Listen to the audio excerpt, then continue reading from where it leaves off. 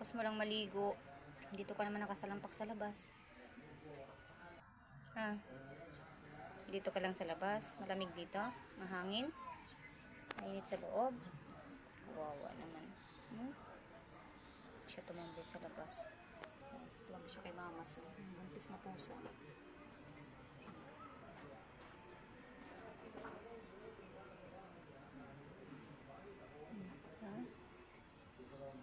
Dito ka lang.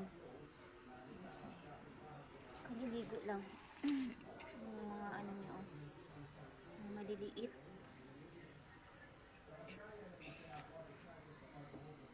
Dumihan ka na naman yan. Diyan ka na naman sa labas. Diyan ka naman nakasalampak. Tulog na siya. Nakikigaya siya dito sa pusa. Diyan din siya humiga. Nakikigaya siya. Higa na siya. Higaya siya sa pusa.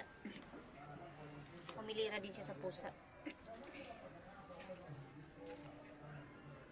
Ano ka siguro? Ano kaya? Laki ng ano niya. Mabukol yung baby niya.